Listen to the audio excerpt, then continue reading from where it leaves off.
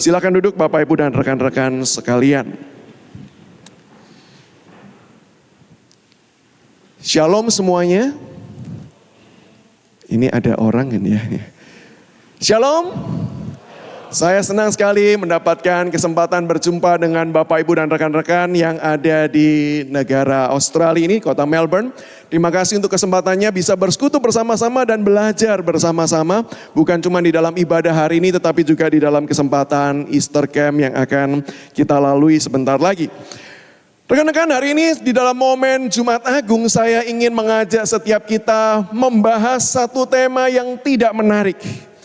Ini salah satu cara marketing ya. Untuk menarik mengatakan tidak menarik gitu ya. Saya mengajak kita membicarakan, mendiskusikan dan membahas tema yang cenderung dihindari oleh banyak orang. Yaitu berbicara tentang dosa. Meskipun saya yakin dan percaya bagi rekan-rekan yang memang sudah terbiasa ibadah di ICC, ini bukanlah sebuah topik yang baru. Gereja ICC yang sangat menekankan mengenai gospel center. Bukankah gospel itu dimulai dengan menyadarkan bahwa kita ini adalah semua orang berdosa. Ada amin? Ini saya jadi ragu, ini benar ada orang apa? Ini cuma menglihatan aja gitu ya. Ada amin? Nah, kalau sudah ada amin, setuju ya? Bahwa setiap kita manusia berdosa, setuju? Setuju? Kalau setuju, inilah ibadah tersingkat kita ya. Mari kita tutup di dalam doa ya. Toh semuanya juga sudah sadar ya. Hari ini kita akan berbicara tentang dosa. Tetapi saya bukan hanya ingin mengajak kita mengetahui apa itu dosa. Tetapi kerinduan saya hari ini, apalagi ini adalah peringatan kematian Kristus di atas kayu salib. Saya mengundang setiap kita boleh memandang kepada salib itu. Supaya kita bukan cuma sekedar menyadari dosa, tetapi kita menangisi dosa. Nah, inilah satu teks yang akan saya ajak kita bersama-sama. Saya undang kita boleh bersama-sama bangkit berdiri. Kita akan membaca dari Injil Lukas pasal 22 ayat 62. Injil Lukas 22 ayat 62 sebagaimana sudah ada di dalam layar slide. Mari kita membaca bagian ini bersama-sama. 2, 3. Lalu ia pergi keluar dan menangis dengan sedihnya. Silakan duduk. Izinkan saya rekan-rekan membacakan juga di dalam terjemahan atau di dalam versi Matius pasal 26 ayat 75. Sedikit lebih panjang tetapi penekanan yang sama diberikan. Maka teringatlah Petrus akan apa yang dikatakan Yesus kepadanya. Sebelum ayam berkokok engkau telah menyangkal aku 3 kali. Lalu ia pergi keluar dan menangis dengan sedihnya. Demikian jauh firman Tuhan dibacakan bagi setiap kita. Rekan-rekanku, kata sedihnya inilah yang saya ingin ajak kita bersama-sama coba gali. Petrus menangis dan tentu saja kita tahu menangisi dosanya dengan sedih. He wept bitterly. Bapak Ibu dan rekan-rekan, kata bitterly ini di dalam bahasa Yunaninya yaitu menggunakan kata pikros. Itu hanya muncul 2 kali. Satu di Injil Matius, satu di Injil Lukas. Di mana bagian Matiusnya dan di mana bagian Lukasnya hanya di dalam teks yang sudah kita baca tadi. Petrus menangis dengan sedihnya. Dan kata pikros ini Bapak Ibu kalau dicoba di dalam perbandingan dengan kata-kata Yunani yang digunakan di dalam teks-teks pada waktu itu bisa diterjemahkan seperti ini. Yaitu menggambarkan sebuah kesedihan yang tidak dapat dibendung. Jadi kata sedih ini bukan cuma sekedar sedih, tetapi kesedihan yang tidak dapat dibendung. Atau kalau mau diterjemahkan dengan sangat lebih tepat lagi, kesedihan yang muncul karena ada sebuah kesadaran. Sekali lagi ya, ini merupakan kesedihan yang tidak bisa dibendung dan kesedihan yang muncul karena sebuah kesadaran. Bukan sekedar karena faktor eksternal. Rekan-rekanku, banyak di antara kita menangis itu karena faktor eksternal. Kita seperti contoh ketika pengalaman saya mengantar anak saya sudah menikah, punya 2 orang anak, 1 orang istri. Dan ini tidak boleh ditukar posisinya ya. 1 istri, 2 anak. Ketika saya mengantar anak saya untuk kemudian imunisasi, yang khususnya yang disuntik gitu ya. Maka sebagai seorang ayah yang dipercaya punya tenaga lebih besar daripada mamanya. Karena istri saya tingginya sebawah daun telinga saya. Saya yang dipercaya untuk kemudian memegang erat anak saya gitu ya. Nah, semoga anak saya tidak pernah trauma dengan peristiwa itu ya. Jadi dia di pangkuan saya, lalu saya pegang dengan sekuat tenaga, dan kemudian jarum suntik itu menembus kulitnya. Dan pada waktu itu dia menangis. Saya percaya ada banyak tangisan-tangisan yang sifatnya itu eksternal.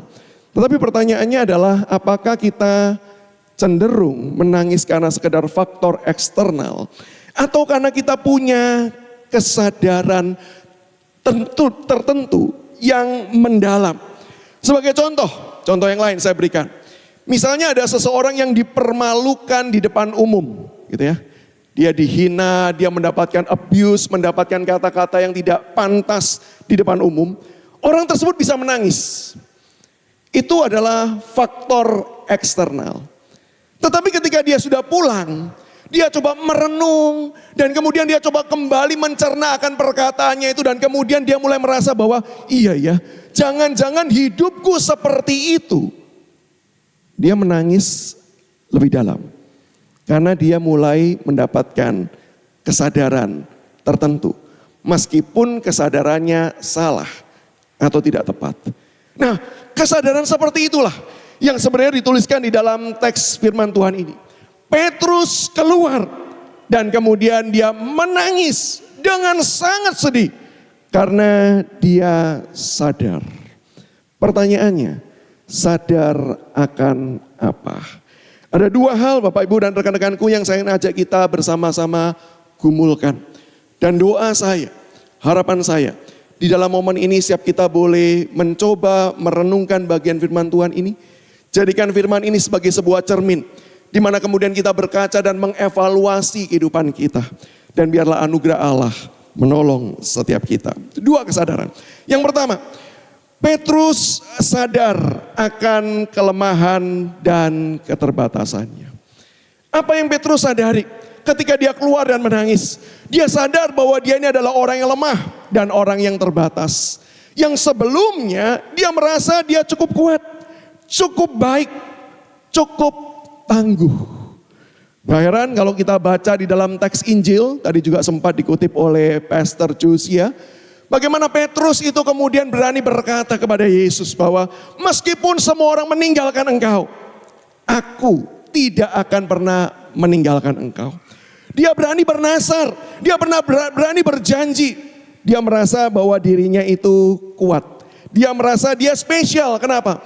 Karena dia adalah satu-satunya murid yang ketika Yesus bertanya, menurut kamu siapakah aku ini? Dia berdiri dan kemudian dia berkata, engkau adalah Mesias, anak Allah yang hidup. Dan Petrus berkata, itu bukan dari dirimu sendiri, kalau bukan Allah yang menyingkapkan kepada engkau. Petrus dipuji, dia merasa dirinya spesial. Tetapi rekan-rekanku, kalau kita amati perjalanan Petrus ketika melihat Yesus ditangkap, maka kita mendapati Petrus pada akhirnya sadar, ia tidak kuat, ia lemah, dan ia begitu rapuh. Apa yang menjadi hal yang menyadarkan Petrus bahwa dia tidak kuat, dia lemah, dan dia rapuh? Saya coba membantu kita melihat akan 3 hal. Yang pertama, dia yang berjanji dia tidak meninggalkan Yesus. Ia berjanji berada di samping Yesus. Tetapi justru pada waktu itu ia sangat jauh. Bahkan ia bersembunyi. Tentu bukan maksudnya Petrus betul-betul bersembunyi di balik sesuatu. Tapi bukankah kita yang pernah membaca catatan Injil kita tahu, Petrus ingin sekali di titik itu dikenali sebagai orang lain. Sehingga gak heran ketika ada orang yang mengenali dia bahwa kamu adalah murid Yesus, dia menyangkali begitu rupa. Itu tandanya bahwa dia sedang bersembunyi. Dia yang berjanji tidak akan meninggalkan Yesus. Di titik itu Petrus jauh dari Yesus. Bahkan ingin bersembunyi dari Dia. Rekan-rekanku, hari ini apakah kita posisinya sama seperti Petrus? Di mana kita hari ini? Apakah kita yang pernah mengaku, saya percaya kepada Engkau ya Tuhan. Saya serahkan hidup saya kepada Engkau. Ini diri saya. Pertanyaannya, saat ini kita di mana? Apakah kita sedang berjalan mengiring dan mengikut Dia? Atau justru kita sedang ada jauh dari Dia? Ketika kita berkata, Tuhan Engkaulah Tuhan dan Juru Selamatku, aku serahkan hidupku kepada Engkau. Pertanyaannya, hari ini benarkah seluruh kehidupan kita serahkan kepada Tuhan? Apakah kita sedang ada dekat dan di sampingnya? Atau justru kita sedang jauh, bahkan bersembunyi? Mungkin bersembunyi karena ada dosa-dosa tertentu yang sedang kita nikmati. Dan ketika saya berkata tentang dosa, sekali lagi jangan pernah membayangkan sekedar saya melanggar hukum-hukum moral, sekedar saya melanggar akan peraturan-peraturan manusia. Karena Alkitab dengan jelas memberitahu bahwa dosa bukan berbicara ketika kita tidak melakukan sesuatu. Dosa itu ketika kita tidak mengasihi Allah. Itu dosa. Maka bisa enggak di gereja ini kita berdosa? Jelas jawabannya sangat mungkin sekali. Kalau ngomong seperti ini, lihat dulu pengkhotbahnya gitu ya. Kenapa? Karena biasa ngomong seperti ini kan jemaat merasa gini, pengkhotbahnya ini suka tuding-tuding aja. Sama seperti ada satu cerita, saya nggak tahu Bapak Ibu pernah tahu atau tidak. Ada jemaat yang memang datang ke gereja itu suka terlambat. Nah, sekali lagi ini bukan jemaat ICC ya. Karena jemaat ICC sangat tepat waktu gitu ya. Bahkan hadir sebelum waktunya ini. Ini jemaat suka terlambat. Dan satu kali ini ada satu hamba Tuhan yang gembala setempat, dia berkhotbah. Dan ketika jemaat itu datang, lalu kemudian jemaat itu duduk di belakang. Lalu pengkhotbahnya itu satu kali berkata, hati-hati ada iblis di belakang kita. Jemaatnya mulai merasa, wah ini nyindir saya nih ya. Dianggap saya ini iblis. Ya. Minggu depan jemaatnya datang terlambat lagi. Tapi dia tahu tidak boleh duduk di belakang. Kenapa? Di belakang tempatnya iblis. Maka dia duduk di tengah. Dan pengkhotbah yang sama karena dia gembala, dia yang berkhotbah. Dan kemudian berkata, hati-hati jemaat. Iblis itu ada di tengah-tengah kita. Wah jemaat ini sudah mulai merasa gitu ya. Tapi nggak tobat.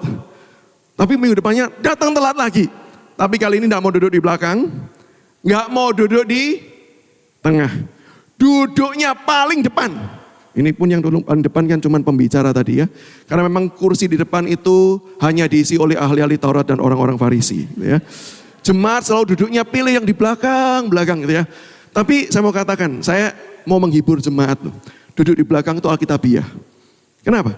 Karena diajarkan tuh ya, kalau datang ke sebuah pertemuan, duduklah di belakang. Sebelum disuruh maju ke depan gitu ya. Nah lain kali saran saya kalau jemaatnya duduk belakang, WL-nya yang harus nyuruh maju depan gitu ya. Kenapa? Karena teks Alkitab berkata seperti itu. Dan itu dilakukan jemaat itu. Dia maju ke depan, duduk paling depan, di depan pembicaranya. Dan pengkhotbah yang sama, dia kemudian berkhotbah, hati-hati jemaat. Iblis itu seringkali ada di depan kita. Jemaatnya kali ini sudah 3 kali menahan diri, kali nggak tahan. Dan kemudian dia berkata, iblis juga ada di mimbar, gitu ya, sambil nunjuk pendetanya. Gitu. Nah Bapak Ibu, pertanyaannya sama. Saya juga menanyakan, bisakah kita ke gereja dan kita berbuat dosa? Jawaban saya bisa. Kenapa? Karena ketika saya berdiri di tempat ini, setiap kita duduk beribadah dan kita mengerjakan bukan karena kita mengasihi Tuhan. Itu dosa. Sehingga ketika kita merasa bahwa saya cukup baik, saya sudah datang ke gereja, saya good enough. Mungkin kita sama seperti Petrus yang sedang bersembunyi di balik topeng-topeng rohani itu. Pertanyaannya, posisi kita hari ini ada di mana?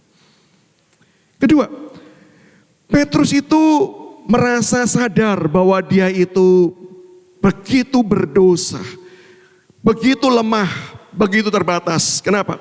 Karena ia menghindari dari tekanan-tekanan yang dia terima. Catatan Injil menuliskan bahwa orang-orang itu adalah budak. Di dalam versi Lukas itu dituliskan sifatnya personal, 2 kali oleh budak yang sama, walaupun yang ketiga kali budak yang lain, tetapi 2 kali oleh perempuan, budak perempuan pula. Sementara Matius mencatat versinya adalah ditanyai oleh banyak orang.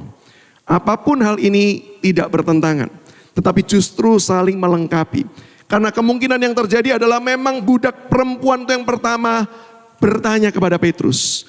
Dan orang-orang itu mulai melihat Petrus dan mulai mencoba mengingat-ingat. Jangan-jangan memang dia ini. Dan Bapak Ibu sangat wajar kalau Petrus dikenali. Karena pekerjaan pelayanan yang dilakukan Yesus, mujizat yang dikerjakan juga dihadiri oleh para murid. Dan jangan lupa, salah satu bagian yang nanti di dalam hari terakhir saya di Melbourne, saya akan khotbahkan ini. Yesus memberi makan 5.000 orang. Bukankah murid-muridnya yang membagikan? Dan pasti Petrus salah satunya. Sehingga sangat wajar kalau dia itu kemudian dikenali oleh orang. Tapi yang manapun, mau personal, mau satu-satu oleh banyak orang, satu hal yang pasti, Petrus itu menghindari tekanan. Dia berjanji semua kabur ketika tekanan datang. Justru dia menghindari tekanan tersebut. Hari ini pertanyaannya, ketika kita berkata saya orang Kristen, saya serahkan hidup saya kepada Tuhan. Pertanyaannya, dengan tekanan-tekanan yang ada di dalam dunia ini, secara personal maupun secara global, satu orang atau banyak orang, pertanyaannya apakah kita tetap mengikut Tuhan dengan setia? Apakah kita tetap mengiring Dia? Satu kali ada seorang alumni dari universitas di mana saya melayani, UK Petra. Dia datang dan dia berkonsultasi dengan saya. Dia alumni pengurus kerohanian, pengurus ya. Tekanan saya ini pengurus. Dia datang dan kemudian dia tanya kepada saya begini. Kosem, dia panggil saya Kosem. Kosem, boleh gak sih kerja di pabrik rokok? Saya tahu ini pertanyaan ada jebakannya gitu ya. Maka saya mau berkata kepada dia, enyalah setan gitu ya. Nah, saya tanya dulu sama dia, kenapa kamu bertanya kepada saya? Lalu saya tahu bahwa dia adalah seorang yang cinta Tuhan selama ada di kampus. Lalu dia berkata, saya bergumul sekali. Karena sekarang saya ini mau melamar kerja dan saya sudah diterima kerja di satu perusahaan rokok. Terus saya tanya, kenapa kamu bergumul? Karena sebenarnya dalam hati kecil saya tidak damai dengan hal tersebut. Lalu saya berkata, ya sudah, kalau nggak damai jangan diteruskan. Tapi dia berkata, tapi gajinya itu gimana gitu. Bayangan saya ini first graduate gitu ya, kerja di Indonesia gaji berapa gitu ya. Saya bilang, berapa sih gajinya? Lalu dia sebut nominal, depannya 2 digit begitu ya. Untuk first graduate, untuk pengalaman pertama bekerja, langsung 2 digit di depan. Maka perkataan saya berikutnya adalah gini, ada lowongan enggak buat hamba Tuhan kerja di sana? Saya mau dong lamar juga ini, 2 digit. Bapak Ibu, tantangan dunia itu enggak gampang. Sehingga hari ini ketika kita sering kali, bukankah kita kompromistis? It's okay lah, enggak apa-apa lah. Toh semua orang juga melakukannya. Bukankah itu seringkali menjadi dalih?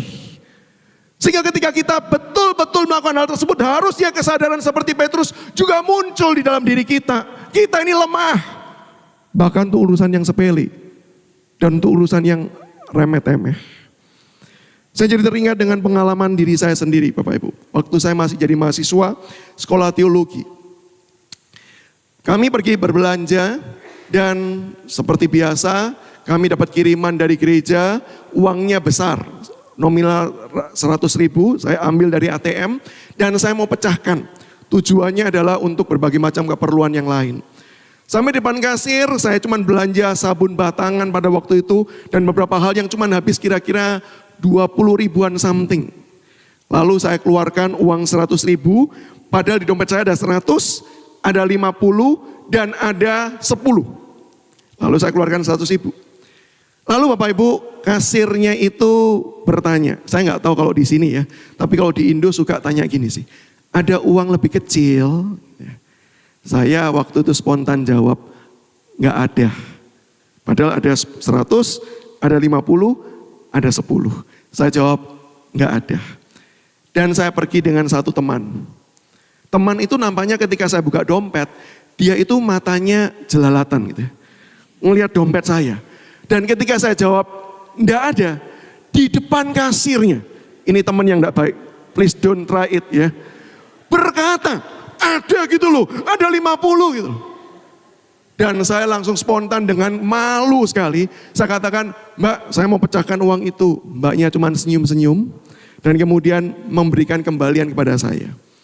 Sekeluar dari supermarket, saya langsung hardik teman saya itu, kamu ini malu-maluin saja. Tapi saya nggak pernah lupa responnya dia. Dia berkata begini kepada saya, Samuel, kita ini dipanggil jadi hamba Tuhan. Hamba Tuhan itu berkhotbah. Kalau untuk urusan kecil, kita tidak jaga integritas. Bagaimana orang bisa percaya ketika kita memberitakan akan firman Tuhan. Kalau sekarang ditanya, detik itu, saya dosa enggak? Bagus, jangan dijawab ya. Karena kalau jawab dosa, saya langsung turun dan saya minta pulang gitu ya. Jelas jawabannya adalah berdosa. Kenapa? Tekanan global, tekanan personal yang mengatakan, halah, bohong gitu doang kok. Gak apa-apa, gak ngerugikan mbaknya, gak ngerugikan supermarketnya, it's okay kan. Kata-kata itu bukankah sebenarnya jadi sebuah informasi global di mana kita terhasut masuk di dalamnya. Disitulah harusnya kita sadar, kita lemah. Sama seperti Petrus lemah. Yang ketiga, ia bukan sekedar tidak berada bersama Yesus, tetapi justru ia menghujat Yesus. Matius memberikan penekanan ini. Petrus bukan sekedar menyangkal. Menyangkal artinya dia berkata, saya tidak tahu. Tetapi karena berkali-kali ditanya dan ada unsur tekanan tadi diberikan, pada akhirnya Petrus perlu membuktikan bahwa dia betul-betul tidak kenal Yesus. Apa yang dikerjakan? Dia menghujat Yesus. Tentu saya tidak tahu bagaimana cara menghujat. Tapi Matius dengan jelas mencatat, dia menghujat Yesus. Maka rekan-rekanku pertanyaannya kembali untuk kita adalah, kita sedang menghujat Tuhan gak sih? Mungkin sebagian orang akan menjawab, enggak lah. Kalau menghujat Tuhan kan pasti gak masuk surga. Menghujat Roh Kudus kan pasti gak masuk surga. Kami gak pernah lah. Kami justru memuji memuliakan nama Tuhan. Pasti definisi menghujatnya beda dengan saya maksudkan. Apa yang dimaksudkan menghujat? Ketika kita berkata Yesus Tuhan, tapi kita tidak menjadikan dia Tuhan. Itu menghujat. Kalau kita berkata, Tuhan, Engkaulah Tuhan di hidupku. Tetapi sepanjang hidup kita tidak pernah bahkan memikirkan apa maunya Tuhan bagi saya. Apa sih kehendak Tuhan dalam diri saya. Kita sedang menghujat Tuhan. Ketika kita membaca firman dan kemudian berkata, amin. Tetapi ketika kita keluar dan kita tidak menghidupi kebenaran tersebut, kita menghujat Tuhan. Dan bukankah kalau kita bercermin dari tiga apa yang Petrus alami, bukankah kita bisa sampai pada satu kesimpulan, berarti saya juga seperti itu. Itu juga sering terjadi dalam kehidupan saya. Berarti saya lemah, saya juga terbatas. Dan memang benar, kita lemah dan kita terbatas. Pertanyaannya, apakah kita menangis dengan segala keterbatasan kita tersebut? Apakah kita menangis Dengan kita sadar kita sudah dikasih begitu rupa. Tetapi kita tetap lemah. Kita sering kali gagal. Bahkan kegagalan-kegagalan tertentu adalah kegagalan yang tetap terus menerus kita kerjakan. Pertanyaannya, punyakah kita disiplin rohani menangisi dosa-dosa kita? Maka hari ini ketika kita memperingati Jumat Agung, Jumat di mana Yesus membuktikan kasih-Nya yang sempurna kepada kita. Dia yang ditolak, Dia yang dikhianati. Tapi bukankah justru dari mulut yang tersalib keluar kasih? Tapi kita yang berjanji mengasihi, tapi justru kembali berulang kali dengan berbagai macam sikap, pikiran, hati dan perbuatan kita menyalibkan dalam tanda petik Dia. Bukankah harusnya kita kembali berduka dan menangis di hadapannya? Mari kita belajar salah satu disiplin rohani, menangisi dosa. Satu hal yang saya temukan, kenapa banyak orang Kristen tidak suka baca Alkitab dan saat teduh. Tapi sebelum masuk itu saya tanya dulu ya, ini sekaligus ngetes nih ya. Ini maaf, jiwa dosen tuh kemana-mana suka tes gitu ya. Saya tanya ya, tolong dijawab, kalau nggak jawab beneran saya pulang loh ya. Ini ya. Tidak baca Alkitab dosa nggak? Mulai mikir gini ya. Ini rasa ada jebakan di balik pertanyaan ini ya. Tidak baca Alkitab dosa atau tidak? Yang berkata dosa, angkat tangan. Siapa lagi? Siapa lagi? Siapa lagi? Yang berkata tidak dosa, angkat tangan. Oh ada juga nih ya. Tolong Bapak Gembala tolong dilihatin nih siapa yang angkat tangan ya. Ini berarti perlu dicek setelah ini ya. Nah, mau dengar jawaban versi saya ya. Tidak baca Alkitab dosa atau tidak ya?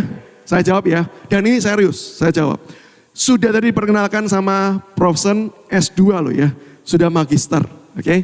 Jawaban saya, tidak baca Alkitab, tidak berdosa. Serius. Oke? Sebagian sudah mulai bersyukur, puji Tuhan.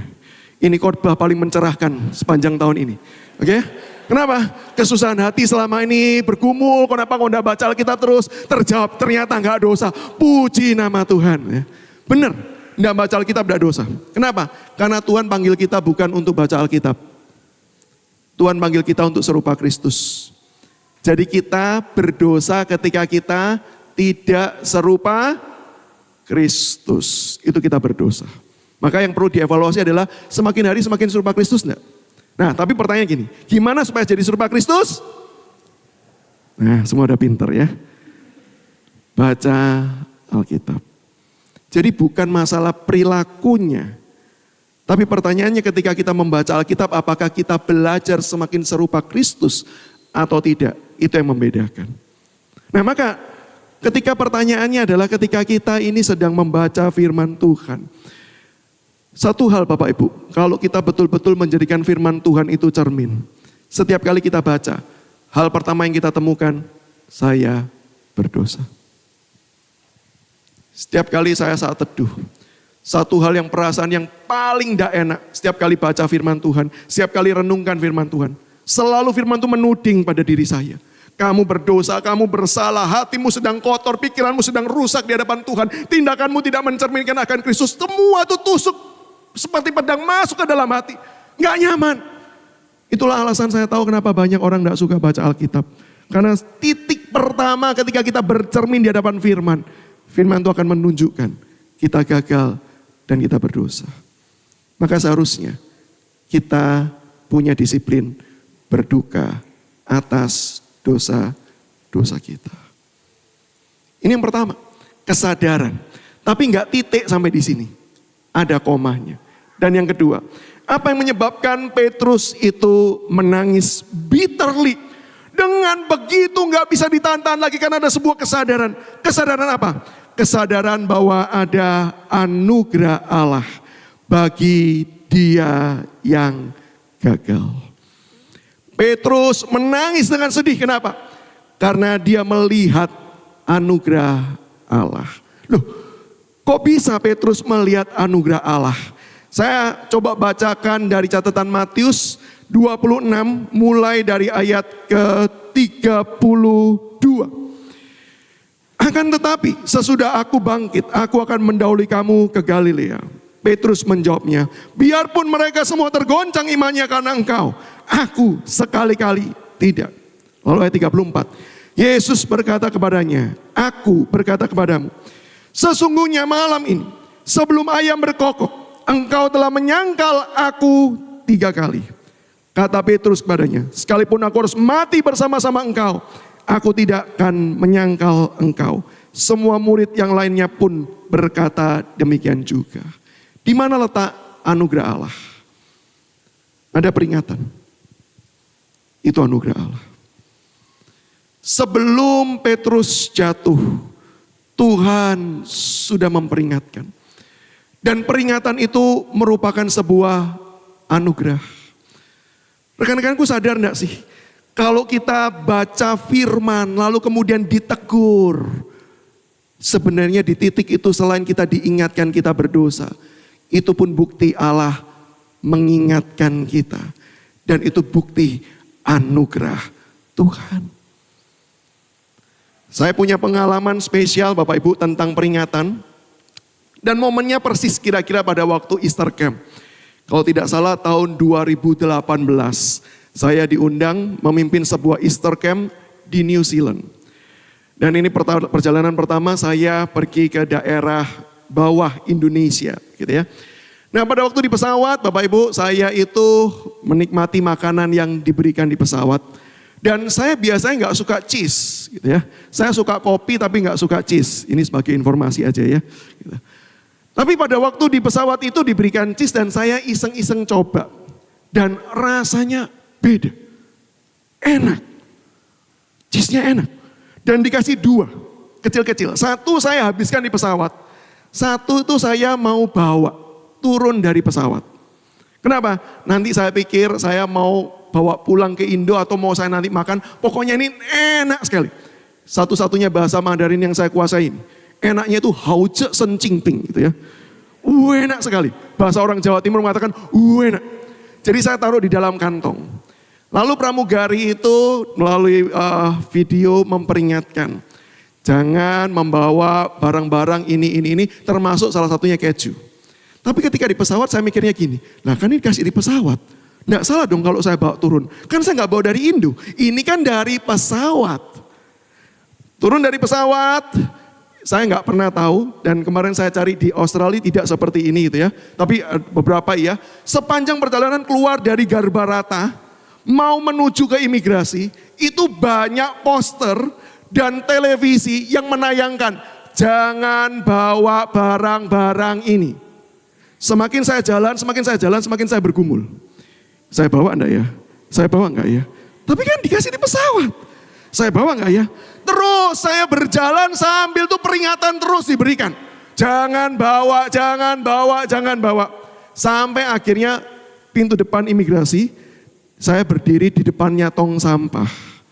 Dan literally di depan tong sampah, saya bergumul. Saya buang atau saya bawa. Akhirnya setelah mempertimbangkan demikian rupa gitu ya, saya ambil dari kantong saya ucapkan sampai jumpa. Perpisahan yang sangat menyedihkan gitu ya, karena enak sekali kejunya. Lalu saya buang. Dan saya selesai proses imigrasi, selesai, lalu akhirnya saya dijemput dan saya ceritakan peristiwa itu. Dan drivernya yang hamba Tuhan yang menjemput saya itu langsung berkata, Bapak bawa kejunya. Saya bilang enggak, saya buang di tong sampah terakhir sebelum diperiksa. Dia berkata, puji Tuhan Pak. Kalau enggak itu nanti ketahuan. Bisa didenda, bisa seperti ini dan seperti itu gitu ya. Dalam hati saya berkata, puji Tuhan. Banyak peringatan-peringatan sepanjang perjalanan itu membuat saya detik terakhir saya buang. Dan pengalaman itu mengingatkan saya, peringatan itu anugerah. Maka ketika Tuhan Yesus memperingatkan Petrus tahu, Ketika dia sudah menyangkal, ketika dia sudah menghujat, Petrus tahu dia sudah pernah mendapat anugerah Tuhan. Dia menangis karena melihat anugerah, dia mengingat akan anugerah. Tapi gak sampai di situ rekan-rekanku. Karena sekarang saya ingin bacakan dari versi Lukas. Lukas 22 ayat yang ke-31 sampai 32. Dengarkan baik-baik.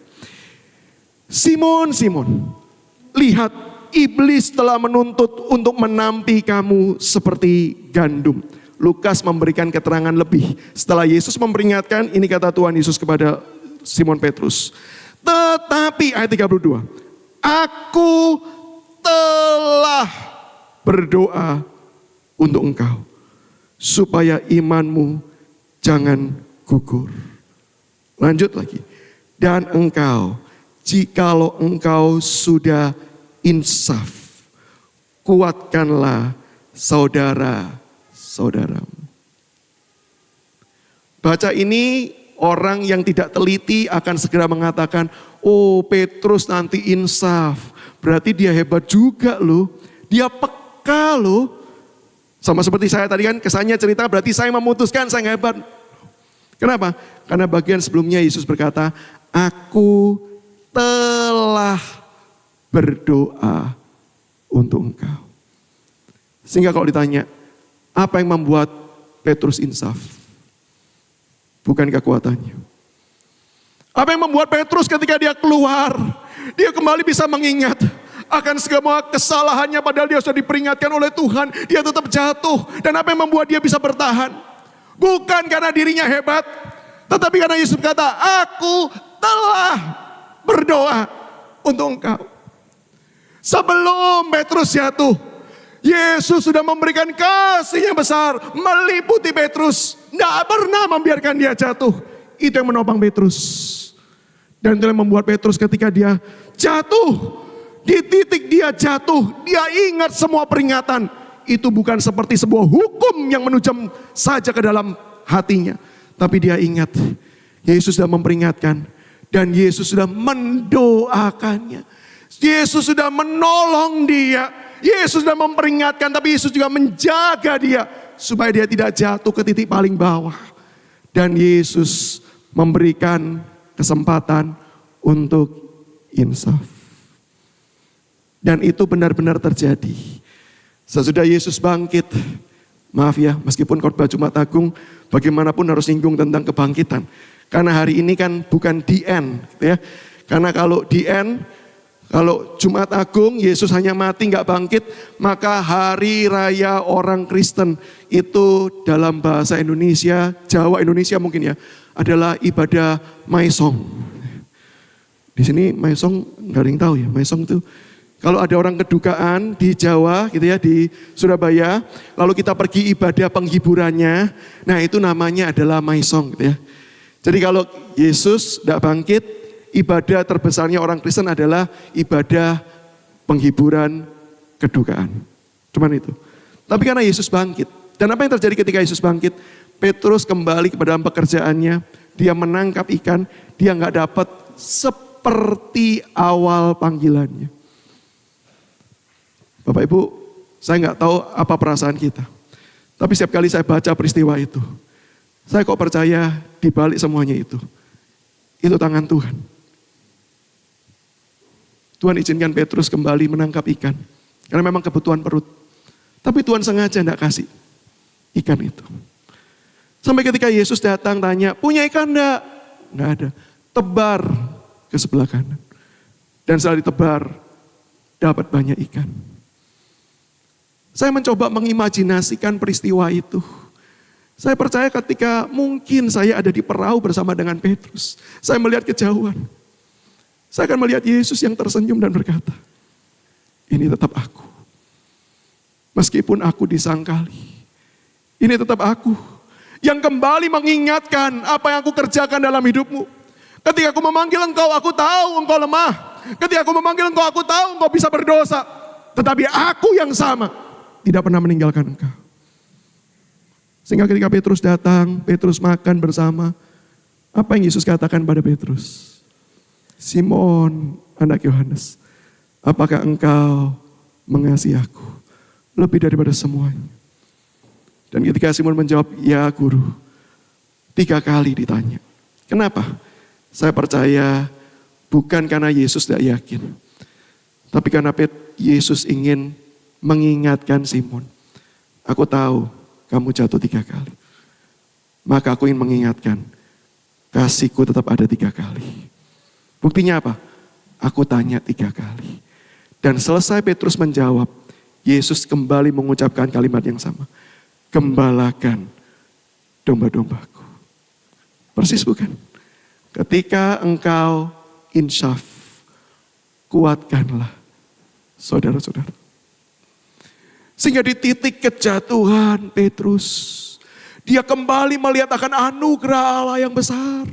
Dan di dalam ketika dia melihat anugerah Allah yang besar itulah dia menangis dengan sejadi-jadinya. Karena anugerah itu begitu besar.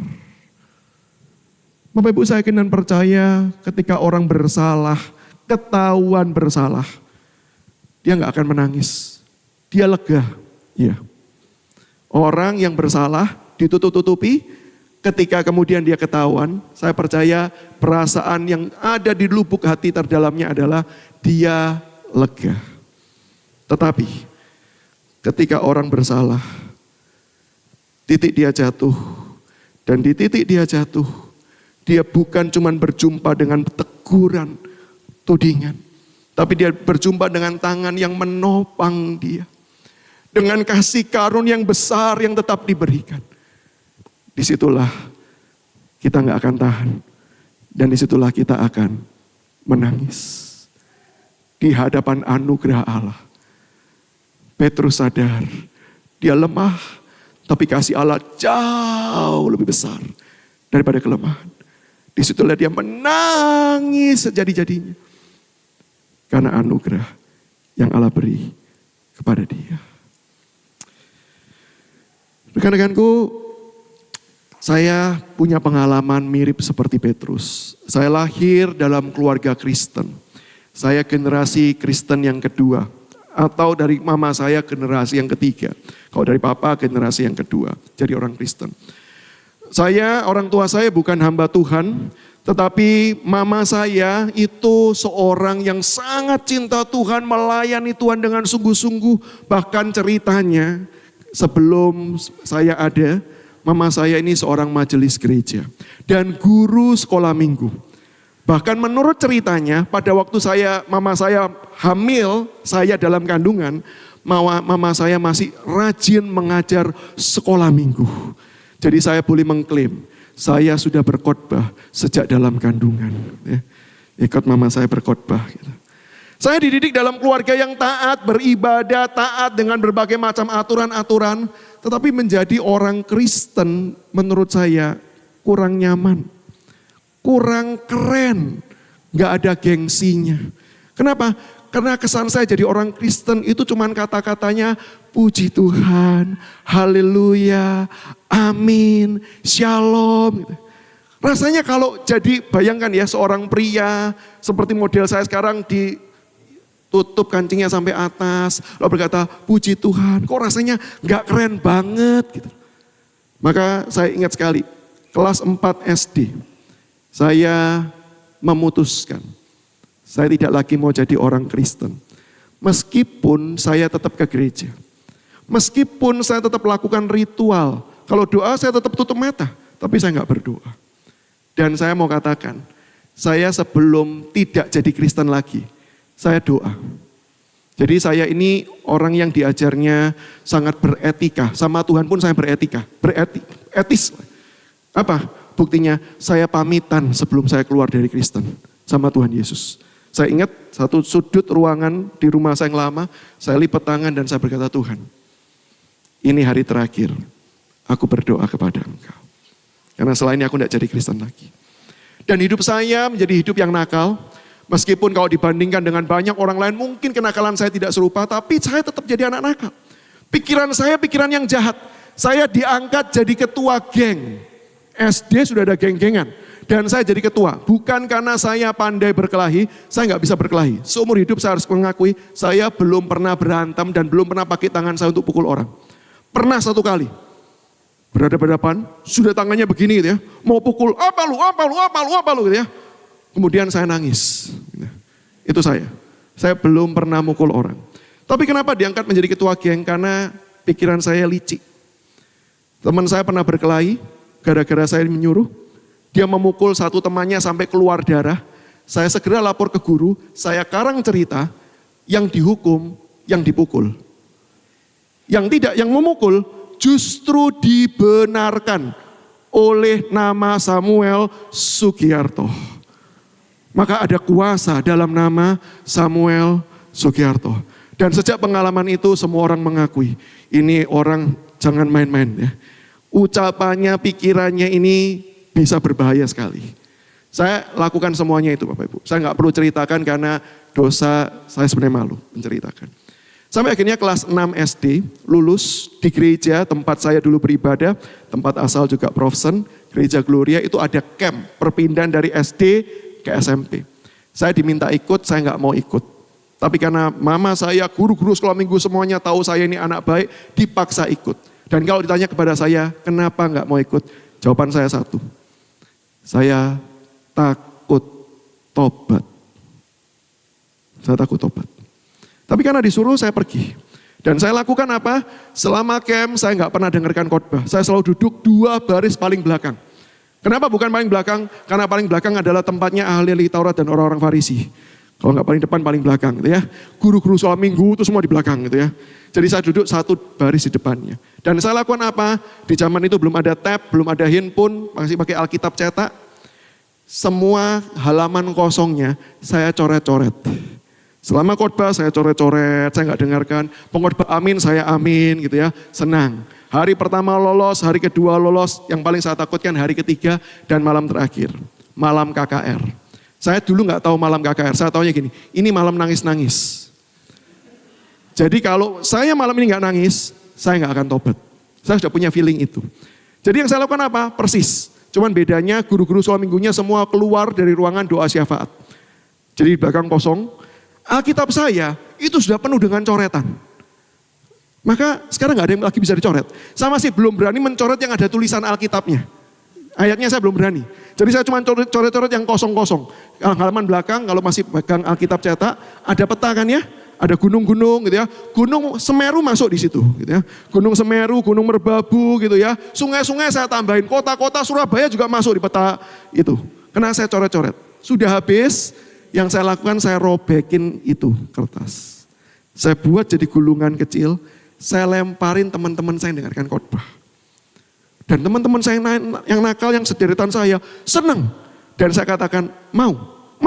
Saya buatkan senjatanya, saya edarkan senjatanya. Bagikanlah, jadikanlah peringatan akan aku. Ya, saya bagikan. Lempar. Wow, mulai jadi agak rusuh ceritanya malam KKR itu. Gara-gara siapa? Samuel Sugiarto. Selesai pengkhotbahnya berkata, mari kita berdoa. Saya pikir selesai. Saya nggak mungkin tobat, nggak dengar khotbah kok. Saya masih sopan, sekali lagi didikan orang tua. Saya tundukkan kepala, saya diam. Tapi yang saya tidak pernah sangka, ketika saya berdiam, Tuhan sapa saya secara pribadi. Tuhan mengingatkan saya atas apa yang saya lakukan selama ini. Tapi dengan perspektif yang berbeda. Kalau dulu saya gembira, saya puas ketika saya melakukan segala dosa-dosa dan kenakalan saya. Tetapi malam itu ketika saya duduk dan Tuhan menyapa saya mengingat semua kisah itu dan saya malu, begitu rupa saya malu. Saya merasa jijik dengan diri saya merasa kotor hidup saya ini. Lalu sepertinya semua itu seperti film ditayangkan satu demi satu. Tiba-tiba saya bisa mendengar suara pengkhotbahnya kemudian bertanya begini. Siapa yang hari ini mau untuk pertama kali menyerahkan hidup kepada Tuhan? Angkat tangan. Saya bergumul dalam hati. Karena suara itu kemudian dilanjutkan dengan suara lain yang bekerja dalam hati saya. Samuel, pulang yuk. Samuel, balik. Saya diam. Saya gak berani ngambil keputusan. Saya cuma berkata, Tuhan, Engkau tahu semua. Tuhan masa mau sih engkau dengan orang seperti aku? Aku pamitan loh Tuhan. Aku yang menyangkal engkau loh Tuhan. Aku yang meninggalkan engkau loh Tuhan. Masa engkau masih mau dengan aku? Tapi Tuhan berkata, aku mau. Pulang yuk, pulang. Dan ketika kata-kata itu diulang, pulang yuk Samuel, pulang yuk. Saya nangis. Kenapa? Karena satu, saya tahu dosa saya. Dua, yang paling buat saya nangis. Anugerah Allah yang mau untuk orang seperti saya. Panggilan kedua, siapa mau memperbarui iman, bagi saya nggak relevan. Toh saya baru bertobat. Tapi saya terkejut ketika hamba Tuhan itu memberikan panggilan ketiga. Siapa yang hari ini merasa Tuhan memanggil dia, menyerahkan hidupnya sepenuh waktu bagi Tuhan. Dan sekali lagi suara itu bekerja dalam hati saya. Samuel, aku mau. Mau enggak? Saya kembali tanya sama Tuhan, Tuhan, aku orang seperti ini loh Tuhan. Bahkan aku enggak berjanji aku bisa setia. Aku enggak berjanji aku bisa taat. Aku enggak berjanji dan aku ragu dengan diriku sendiri Tuhan. Masih maukah engkau dengan aku? Justru Tuhan berkata, aku mau. Aku mau memakai engkau Samuel. Aku mau engkau memberitakan Injil. Aku mau engkau menjadi hamba Tuhan sepenuh waktu. Serahkan hidupmu kepadaku. Dan sekali lagi, itu malam saya betul-betul Samuel wept bitterly. Saya nangis gak bisa tahan. Kenapa? Karena saya yang berdosa. Tapi Tuhan mau pulihkan. Dan Tuhan mau panggil jadi hambanya. Saya angkat tangan sambil saya nangis. Dan saya berkata, Tuhan, engkau tahu loh siapa saya. Kalau engkau tahu siapa saya tapi engkau mau panggil saya. Ini saya. Saya serahkan hidup saya kepada engkau. Anugerah. Itulah membuat kita sadar di dalam segala kejatuhan kita. Ketika kita berjumpa dengan anugerah Allah yang besar. Itulah yang membuat kita sadar. Dan kita dibawa bertobat. Di atas salib ada satu orang penjahat yang memaki-maki Yesus. Tapi sampai saat titik terakhir dia kemudian berkata, Guru, Yesus, ingatlah akan aku kalau engkau datang sebagai Raja. Izinkan saya mengubah kalimatnya di dalam bahasa kita hari ini. Yesus, nanti kalau engkau datang dengan segala kuasamu, izinkan aku ada di sudut ruangan itu. Di sudut saja. Sendirian. Biarkan aku menikmati engkau dari jauh. Aku puas. Karena aku tahu siapa diriku. Aku tahu segala dosa-dosaku. Aku gak layak untuk dekat dengan engkau. Jadi kalau engkau datang sebagai Raja, izinkan aku cuma di sudut kecil. Menikmati engkau dan menyembah engkau. Karena aku tahu siapa aku. Dan apa jawab Yesus? Hari ini juga engkau bersama-sama aku di Firdaus. Dan izinkan saya mengubahnya juga dalam konteks saat ini. Yesus menjawab, gak usah nanti, hari ini. Kamu tidak di sudut, tapi kamu di sampingku. Dan aku pegang engkau. Itulah anugerah. Itulah anugerah. Yang Tuhan nyatakan 2000 tahun yang lalu di atas salib. Dan yang sampai hari ini kita peringati. Anugerah Allah yang menyapa hidup kita hari ini. Apapun kondisi kita. Ketika kita sadar, kita berdosa sama seperti Petrus begitu dalam. Kita mungkin menangis. Kita mungkin putus asa dan berkata, Tuhan, aku begitu hina di hadapan engkau. Tapi hari ini biarlah kita boleh menangis untuk hal yang kedua. Lihatlah kepada anugerah Allah itu. Anugerah yang besar. Di titik kejatuhanmu, di situ ada topangan tangan kasih Allah yang menjaga engkau, memelihara engkau sekarang, besok, dan selama-lamanya.